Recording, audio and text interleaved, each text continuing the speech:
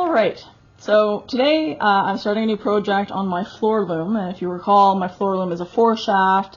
It also has a sectional on it, so I'll be showing you how to do a sectional again, for those of you who haven't seen my other video.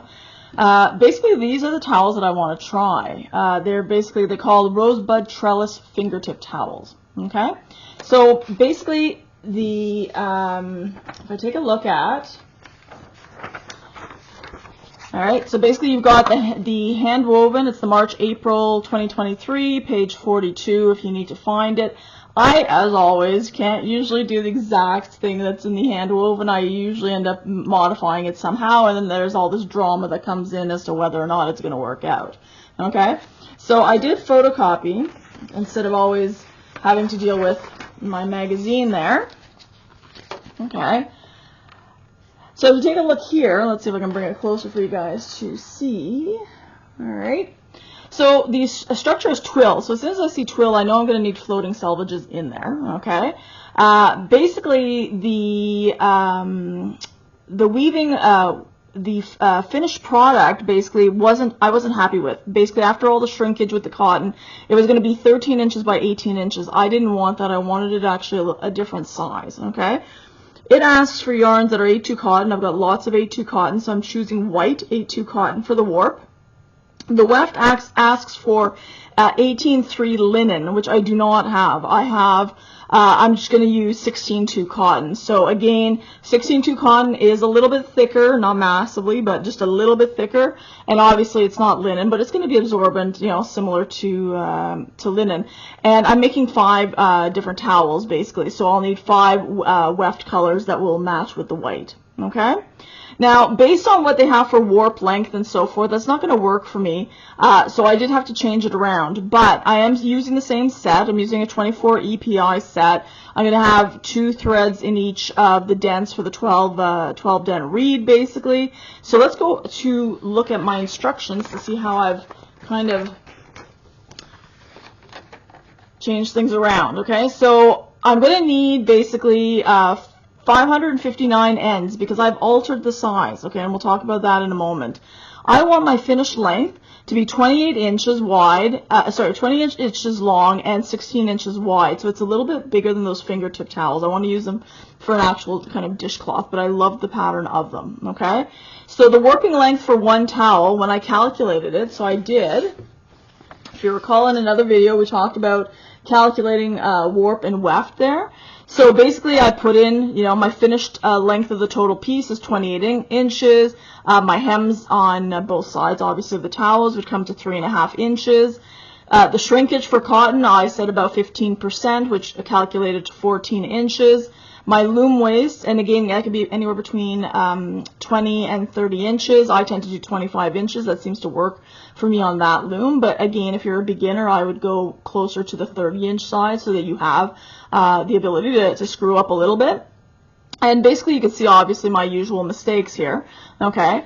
Because what I did is that when I was calculating the amount, I calculated the total, like the warp.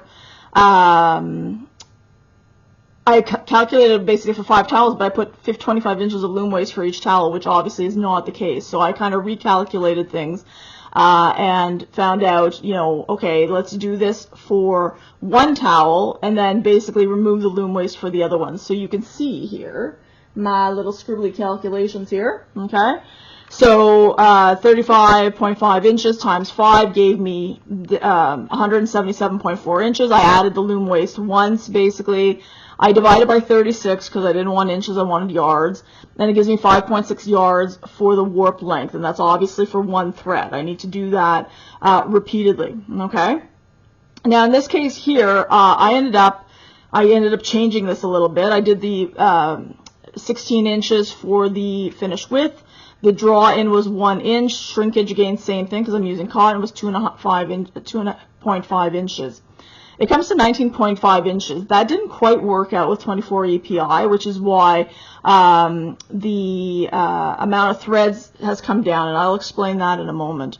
The EPI was going to be 24 inches, which here says 468 ends. You'll notice that the ends I actually had is 459, and that's including 2 floating salvages, but we'll talk about that in a moment. So basically, I figured out how much I needed. What I really wanted to know, obviously, was the warp length, so I can actually warp it on my warping board there, basically, and I've got that there.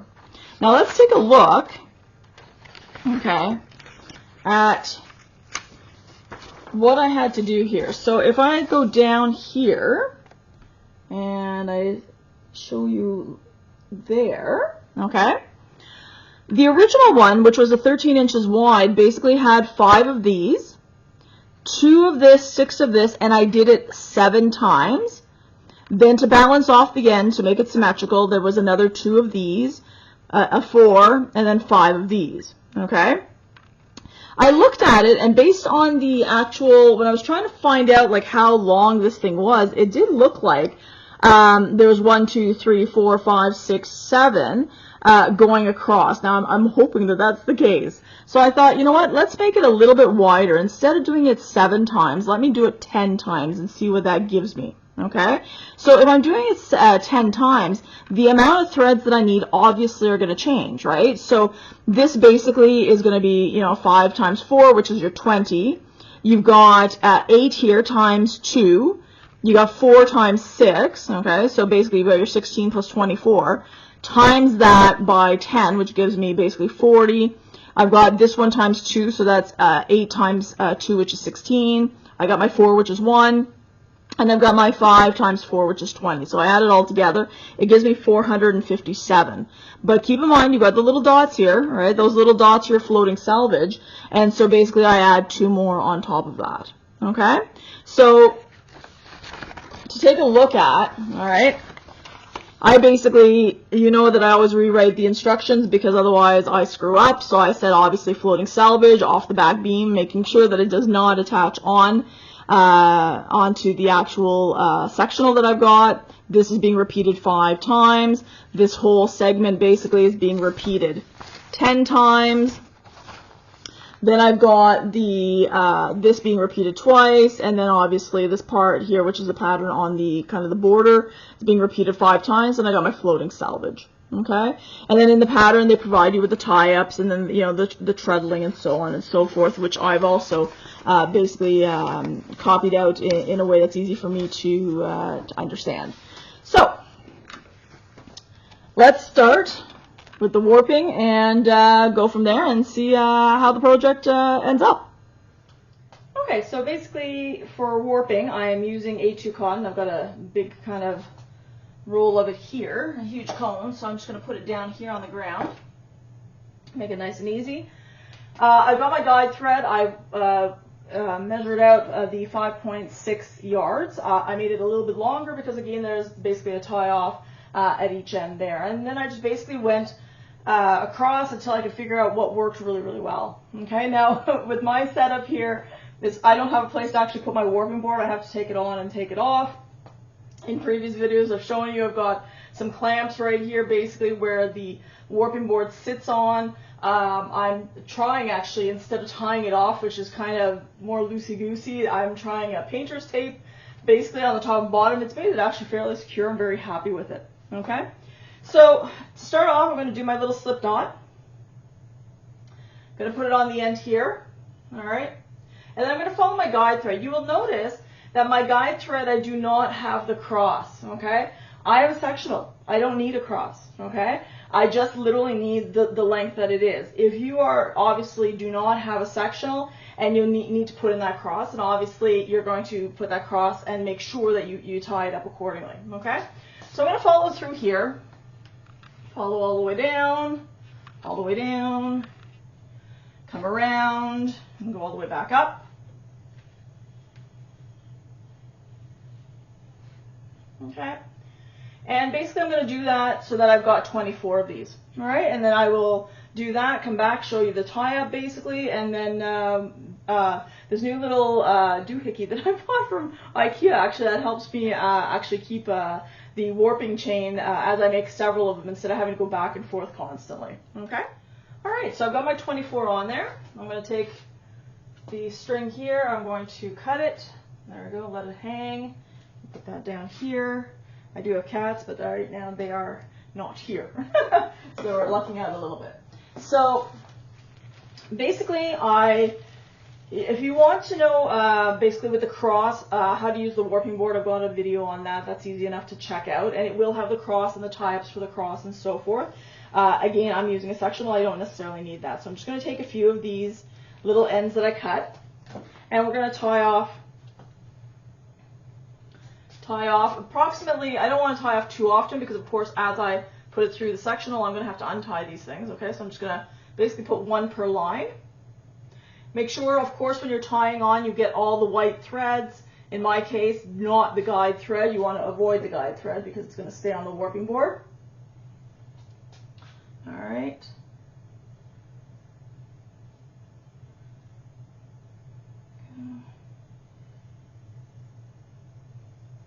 All right. Okay, and then basically I'm going to, I think I'm going to move that one here a little bit more like that. Okay. So as I'm taking it off, I'm going to be making a chain, and I'm going to do the chain differently. I used to do the chain where I would actually leave this looped, and I've shown you in the other warping video how to do it with it looped. But what I find is that at the end, as you are trying to comb through everything and keep all the threads straight, these loops get all different sizes, and then you end up cutting them to obviously have the correct length at the end, but you end up wasting a lot that way. And so basically what I end up doing usually is I end up actually cutting these and taking it off the loom. Now this is 5.6 yards, so it is long, okay? And my loom is on the other side of the basement there. So again, it's not like I can't, I couldn't use getting more steps in, of course. Generally what I do is I'll take it off the warping board, and then I walk over and I drape it onto the my loom. I do this like 5 times, and then I'll do 5 of them on the sectional, and then do it again. So it's just a change of motion. I'm not doing too much of one repetitive thing at a time. But this one here, I ended up buying. I'll show you this thing shortly from IKEA, which I thought was pretty cool, and I was able to do the warping chain on that thing instead. And so I'm going to try that again, see if it actually works. It worked the first time, and just cross your fingers that it works now that I'm showing you guys on a video. So I'm going to take this off. All right, going to cut the whole thing. All right, and then basically just going to take everything off the loom. It's off the warping board, excuse me. All right, and then I'm going to take these off here, and basically I just do, make sure everything's there, it's the end there. I'm going to bring it to the end. I'm going to do a knot. All right, and when I knot it, I want to try and bring the knot as close to the end as possible. So I'm using as little wastage as possible there. Okay. So let me reorient the camera to the little thing that I bought from IKEA there. That I don't know if that would work for you, but I know that if instead of having to go back and forth each time, I can collect a whole bunch and then bring the whole thing over closer to my loom and then just take it off that way. So I want to see if that works better for me. It didn't cost me a whole lot. It was just a few dollars to buy anyways. Okay? Okay, so basically the first thing I do is I'm going to take the end with the little knot. I'm going to clip it onto this. Okay, so that it holds on. All right? Okay, so basically what's going to happen here is that you're going to start off. You can notice obviously I don't have the looped end. So what I end up doing basically is I end up making a loop for myself. Okay? And then I'm going to start pulling it through. Okay? And then I'm going to continue pulling it through. Okay? And I can tighten this up a bit if I want. All right? And then just do it all the way. Keep pulling it through. And I've shown you how to do a warp chain on previous videos on how to use the warping board. Okay? So I'm just basically doing that. Just going to keep going. Pulling it through. Pulling it through. All right.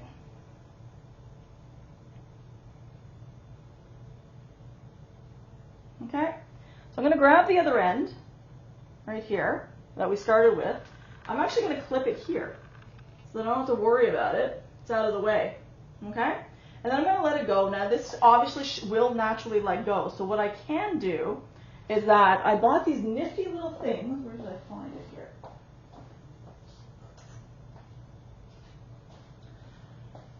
So these things here, basically, let's adjust the, there